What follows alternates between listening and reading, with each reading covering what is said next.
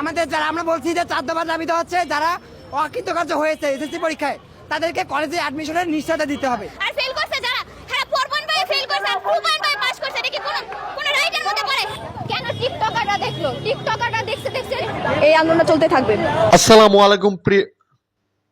আলাইকুম প্রিয় এসএসসি পরীক্ষার্থীরা, তোমরা যারা পরীক্ষাটা দিয়েছো অকৃতকার্য হয়েছে, তোমাদেরকে বলেছিলাম আমি সাপ্লিমেন্টারি পরীক্ষা তোমাদের হবে। আশা করছি তোমাদের সেই সাপ্লিমেন্টারি পরীক্ষাটা হয়েই যাবে, কারণ আন্দোলন কিন্তু আরো বেগবান হচ্ছে। ঠিক আছে, আজকে প্রায় শিক্ষা বোর্ডের সামনে প্রায় 1000 শিক্ষার্থীরা আন্দোলন করছে, যেখানে একটা বিশাল সমাবেশ সৃষ্টি হয়েছে, একটা বিশাল কর্মসূচি সৃষ্টি হয়েছে। সো সেই কর্মসূচিতে তাদের দাবিগুলো আছে, বেশ কয়েকটি দাবি আছে, সেখানে বেশ কয়েকটি দাবি তারা তুলে ধরেছে। সেই জায়গাটায় কিছু অভিযোগও আছে। সেই অভিযোগের মধ্যে একটা স্টুডেন্ট অভিযোগ করেছে এসএসসির খাতা তারা টিকটকার্সরা দেখেছে, তারপর ক্লাস 6-7 ছাত্রছাত্রী দেখেছে। সেই জায়গাটায় এই অভিযোগটা একটা গুরুতর অভিযোগ, শিক্ষা বোর্ডকে প্রশ্নবিদ্ধ করে আসলে কিভাবে এসএসসির একটা এসএসসি স্টুডেন্টের খাতা একটা টিকটকার্স বা একটা ক্লাস 6-7 ছাত্রছাত্রী কিভাবে দেখে, অবশ্যই এটা প্রশ্নবিদ্ধ করে শিক্ষা বোর্ডকে। তারপর আরেকটা স্টুডেন্ট একটা প্রশ্ন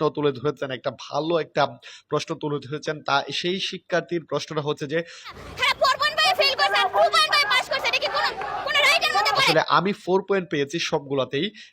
আমার ক্লাসমেট বা আমার একটা কলিং বা আমার একটা বান্ধবী সে 2 পয়েন্ট পেয়ে পাশ করে ফেলেছে এবং সে কলেজে ভর্তি হতে যাচ্ছে, বাট আমি 4.5 পয়েন্ট কিন্তু পেয়েও কিন্তু আমি ভর্তি হতে পারছি না। সেই জায়গাটায় কিন্তু বৈষম্যের সৃষ্টি হচ্ছে।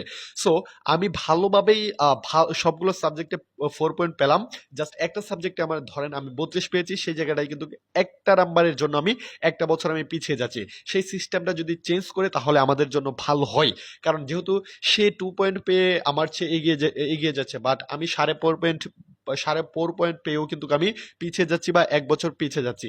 এই লজিক্যাল প্রশ্নটা আমার ভালো যে এই স্টুডেন্টের এটা ছিল একটা লজিক্যাল প্রশ্ন, আসলে সেটা সঠিক।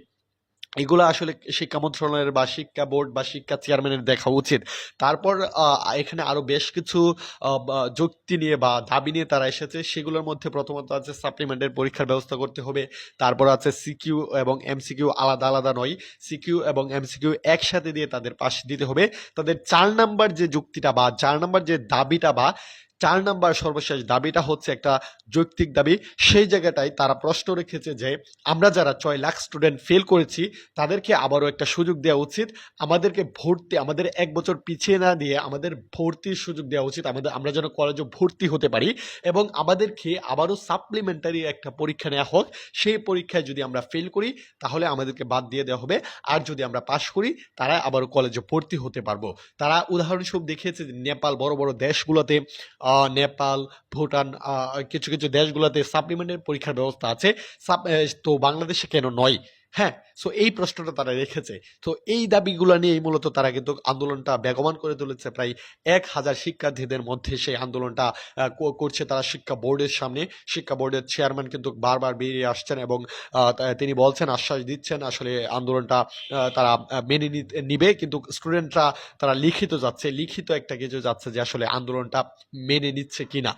ঠিক আছে, সো এখন পর্যন্ত সর্বশেষ আপডেট আমরা জানতে পেরেছি আন্দোলন কিন্তু এখন পর্যন্ত চলছে, আর এই আন্দোলন সব সময় চলবে এবং যতক্ষণ পর্যন্ত তাদের 4টা দাবি আছে, 4টা দাবি মেনে নেওয়া হবে, ততক্ষণ পর্যন্তই কিন্তু এই আন্দোলন চলবে বলে শিক্ষার্থীরা আলটিমেটাম দিয়েছে। ঠিক আছে, এই ছিল সর্বশেষ আপডেট। পরবর্তী আপডেট পেতে, পরবর্তী আপডেট নিউজ পেতে, পরবর্তী শিক্ষামূলক ভিডিও পেতে, পরবর্তী তোমাদের যে আপডেট আছে সেই আপডেট পেতে আমাদের চ্যানেলটি সাবস্ক্রাইব করে রাখো, যেন পরবর্তী আপডেট আমরা আপলোড করার সাথে সাথেই তোমাদের সামনে চলে যাই। ঠিক আছে, এই ছিল আজকের ভিডিও। সবাই ভালো থাকো, সুস্থ থাকো।